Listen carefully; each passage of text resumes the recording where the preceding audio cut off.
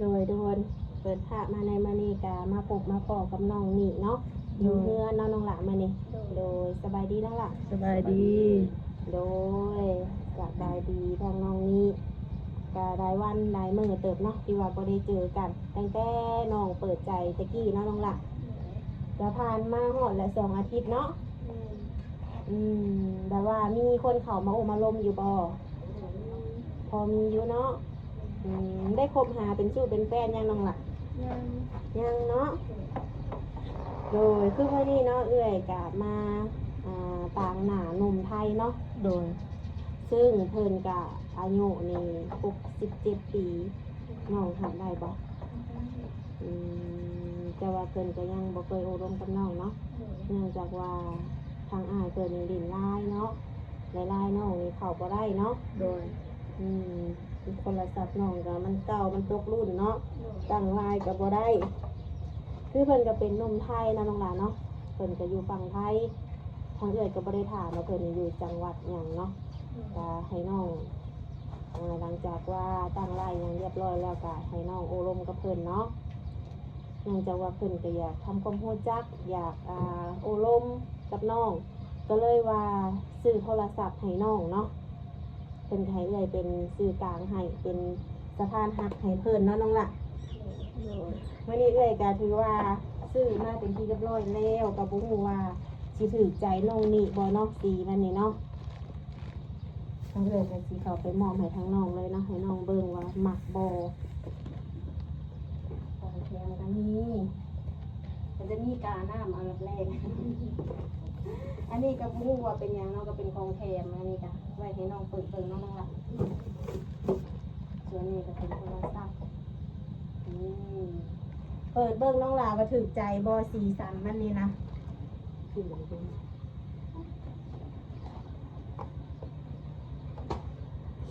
อันนั้นเป็นใส่เคสให้เรียบร้อยเนาะลองแกะออกก่อนจะได้เคสมันไว้สีที่เอื้อยเลือกมาให้นี่นะหมักบอหมักบอได้อยู่เนาะเอื้อยก็ตื่นเต้นแล้วมูว่าจิถึกใจน้องบอ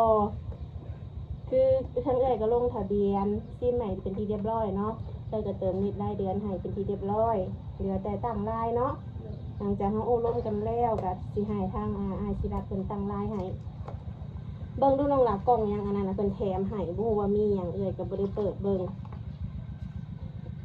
เป็นว่าตกแปะเลย หาแต่ซื้อมาเนาะสั้นๆเสียนๆอยู่เนาะ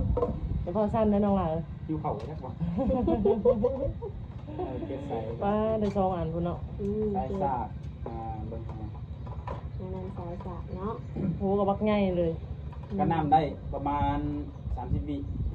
กันน้ำกันฝุ่นโทรศัพท์ก็จะไปกินที่สักเกินก็ได้30 นาทีความลึกมันจักแม่นปานนี้30 วิ30 นาทีโดนกันไป30 วิเนาะสมมติว่าเราเห็ดตกน้ำแบบโดยที่ไม่ได้ตั้งใจค่ะนะเราก็เก็บขึ้นมาเลยก็ยังใส่ได้ปกติแต่เบิ่งกล้องนี่เราล่ะเปิดเบิ่งดูมันเป็นแทนดียังหายนะอันนั้นนะฮู้แล้วว่าเป็นการน้ำห้อนผูกไปเจออยู่ดิมันเป็นไปซื้อมา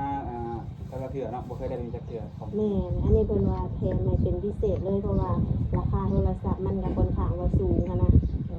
ตู้ลำโพงเนี่ยตู้เชฟบอโอ้เช็คเรื่องอะไรแม่นประตูเลยแม่นบอมันยังสั่นนะกระปอกกระแปกเนาะตู้อีนั่นก็ตู้บออันนั้นก็แม่ลำโพงเป็นลำโพงก็ใส่ซับตู้แล้วก็อันเชิงหูนั่นบอกอันคีย์แบตบอกใส่เป็นอยู่เมื่อแล้วก็จังไปเห็นหัวเนาะไปเห็นดินผู้เดียวก่อน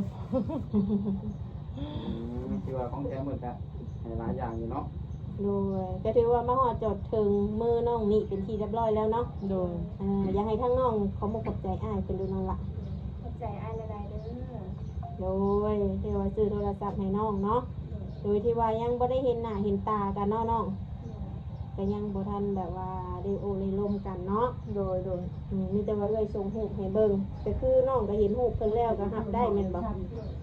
เดี๋ยวลองคุยกันเบิ่งเนาะในอนาคตสิเป็นอ้ายเป็นน้องหรือเป็นชู้เป็นแฟนก็ขึ้นอยู่กับคน2 คนเนาะคนอะไรบ้าง โดย แต่เป็นอะไรบ้างล่ะเนี่ยมีคนมาซัพพอร์ตเฮาในนี้เนาะในส่วนนี้ว่าซั่นซะต้องสิเอาอะไรกับหัวใจของน้องบัดนี้ฮะสิเปิดให้คนอื่นเข้ามาอีกบ่หรือว่าสิพอเบิ่งกับอ้ายเพิ่นมีก่อนบ่หั่นนะคือจะพูดในส่วนนี้หั่นนะ เบิ่งกันไปก่อน เบิ่งครับไปก่อนแม่นบ่แต่ว่าลุงคนสิเข้ามานี่ก็ยังมีสิทธิ์อยู่บ่ เดี๋ยวน้องเบิ่งก่อนนะ เบิ่งก่อนเด้อน้องเอาไงคือน้องคิดก่อนเนาะ โดย คิดก่อนทบทวนก่อนว่าสิคุยกับอ้ายเป็นคนเดียวหรือว่าสิให้นมๆนี่เข้ามาอีกบ่หรือว่าก็คือให้น้องนี่ให้เวลาน้องคิดมาก่อนว่าไงกันเนาะนั่นแหละจังไดคือทางชาวนาน้อยว่าแหละใช้โอไปร่วมกันลองเบิ่งเนาะบางทีการที่เพิ่นสิเตือนให้เฮานี่ก็บ่ได้หมายความว่าแบบว่าเพิ่นนี่สิเจาะจงที่จำกัดว่าน้องต้องคุยกับอ้ายคนเดียวต้องร่วมกับอ้ายคนเดียวห้ามคุยกับคนอื่นห้ามไปใส่ไปบ่แม่นเนาะเพิ่นก็จะคุยด้วยความที่ว่าเนาะโทรศัพท์กับน้องมันมีปัญหาเนาะว่าไงกันตามที่ว่าจะเบิ่งมันนั่นก็ก็พอเปลี่ยนแล้วนะทุกคนเนาะเพราะว่าหนึ่งหน้าจอมันก็มันสิออกเป็นหมึกเนาะเป็นน้ำหมึกแน่ มัน นะครั รุ่ บ นตะกี้แล้วเนาะ ปุ่มเปิดปุ่มมันยังก็กดแทบสิบ่ได้แล้วเนาะ โดย เพราะว่าเราสัมผัสเองแล้วนั่นแหละคือน้องว่าหั่นแหละต้องได้เบิ่งได้ลมกันเนาะบางทีแบบนิสัยเฮาอาจจะมีข้อขัดข้องกันบ่หรือว่าใจเฮามันบ่ตรงกันบางเรื่องบ่เนาะ โดย คืออ้ายเป็นซื้อให้กาบ่ได้แม่นว่าผูกมัดเนาะคืออยากทำความรู้จักนึงมาก็อยากซื้อให้สงสารน้องเนาะเป็นระดับกะดินยังก็บ่ได้ก็คือว่าแหละมันเก่าแห้งเนาะน้องละเพิ่นก็เลยว่าอยากซื้อให้ก็มีแต่ว่าให้ทั้งน้องก็ได้โอได้ร่วมกันเบิ่งเนาะคือทางเอื้อยจะเป็นสื่อกลางก็บ่สามารถแบบว่าสิไปบังคับจิตใจไผได้เนาะน้องละมีแต่ว่าขึ้นอยู่กับคนสองคนเนาะโอรวมกัน แต่ว่าอ้ายเพิ่นมอบงานหยังมาก็ทางสาระน้อยแล้วก็สิมาแนะนำให้น้องหั่นแหละแต่ว่าตอนนี้พี่น้องสะดวกในการใช้โทรศัพท์แล้วเนาะอาจจะสะดวกในการคุยกันแล้วบัดนี้ถ้ามีหยังมาเพิ่นอาจจะคุยกับน้องโดยตรงเลยบัดนี้มีอย่างนี้บัดนี้ทุกคนก็ยังบ่จบเนาะ แต่คือย่างเนาะหลังจากว่าซื้อโทรศัพท์แล้วก็ลงทะเบียนซิมเติมเน็ตได้ดูในเดือนให้เป็นที่เรียบร้อยเงินก็เดือนอยู่300 บาทเนาะน้องหลักแต่เป็นเงินกีบจำนวน200,000 กีบเนาะเลยก็สิมอบให้เลยเนาะ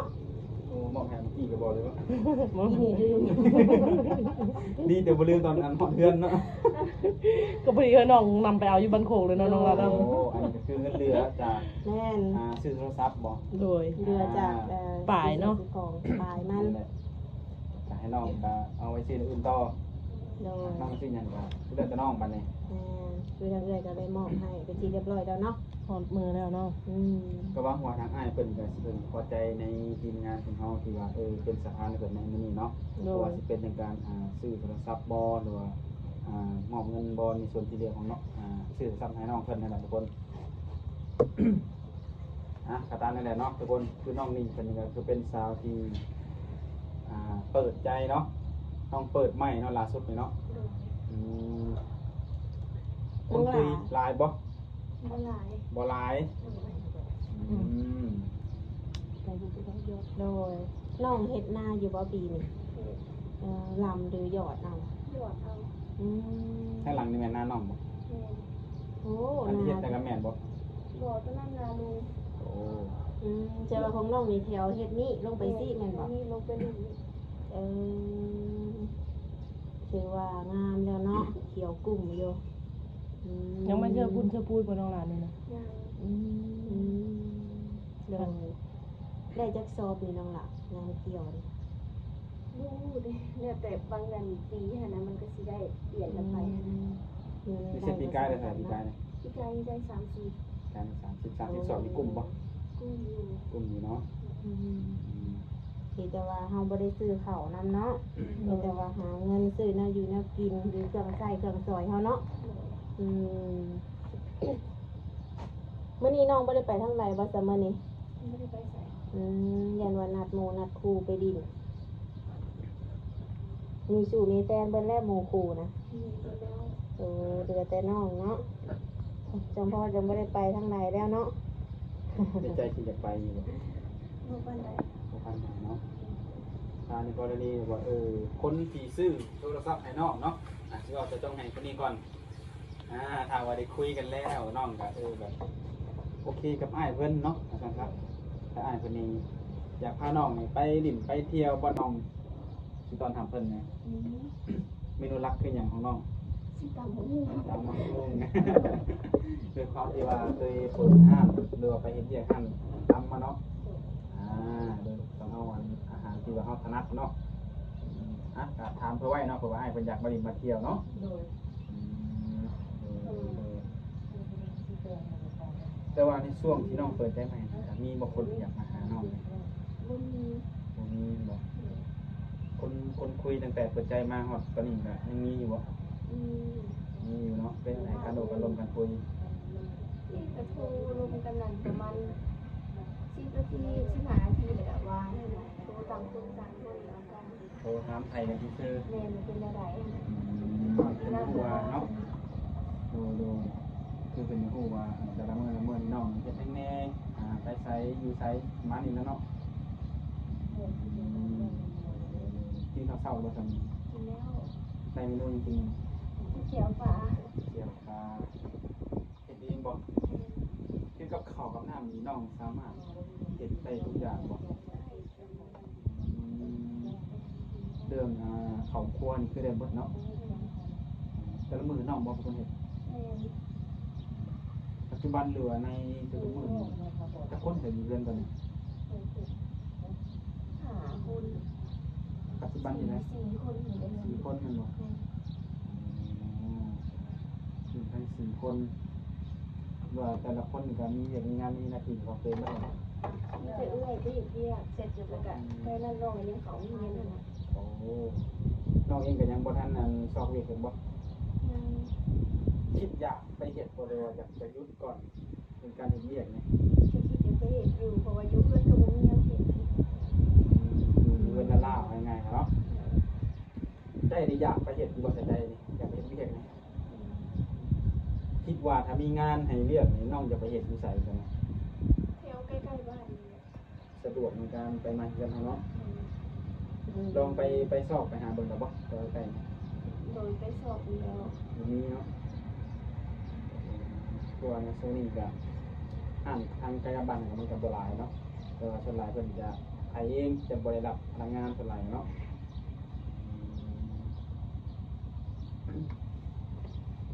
ตามนั้นแหละทุกคนเนาะก็มีแต่ว่าอะไรทุกคนมีแต่ว่าเฮากับทางเฮาเองหรือว่าทางหนุ่มนั่นแหละสิได้รอรุ่นอะไรว่าง่ายกันเนาะว่าน้องนี่สิจังใด โดย กับอ้ายคนที่ซื้อโทรศัพท์ให้นี่เนาะต้องเบิ่งในรอบหน้าทุกคนเนาะแล้วเฮานี่ให้เวลาน้องนี่ประมาณสักอาทิตย์บ่หรือว่าเดือนเนาะจังสิกลับมาอัปเดตเกี่ยวกับสิรุ่นประมาณนั้นแหละ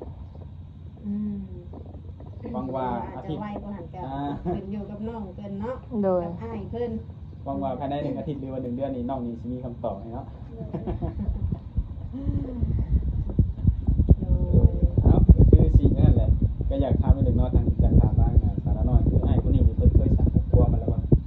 อันนี้ก็บ่ได้ถามเพิ่นเนาะ อ้าวตรงนี้ติดปัญหาบ่อยู่ตัวนี้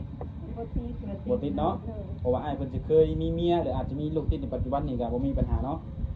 โอเคทุกคนสนองเพื่อสิเท่านั้นแหละทุกคนเนาะต่อไปก็เรื่องเป็นเรื่องของหัวใจบัดเนี่ยว่าสิเข้ากันได้บ่เนาะติดตามวิดีโอต่อไปเนาะทุกคนเนาะสำหรับผู้ใดอยากรู้ดาวเราเกี่ยวกับน้องนี่กับไอ้คนนี้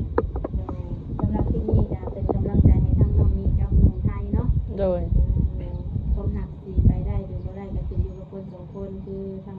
ทีมงานเฮาก็ถือว่าได้ทำภารกิจเสร็จสิ้นแล้วเนาะก็ขอบใจทางอ้ายเพิ่นที่ว่าไว้เนื้อเชื่อใจให้ทางสารน้อยเป็นสะพานหักในครั้งนี้เนาะหรือว่าทางทีมงานเฮาก็ถือว่าได้เฮ็ดเต็มที่แล้วเนาะโดยจังใดก็ไปพบพ่อกันในคลิปหน้าเนาะน้องหลานเนาะมีหยังเพิ่มเติมทางเอ้ยก็สิมาหาใหม่หรือว่าแจ้งให้น้องทราบเนาะถ้าเกิดว่าทางอ้ายเพิ่นมีหยังคืบหน้าเนาะโดยไปพบพ่อกันในคลิปหน้าเด้อน้องหลานเด้อสบายดี สบายดี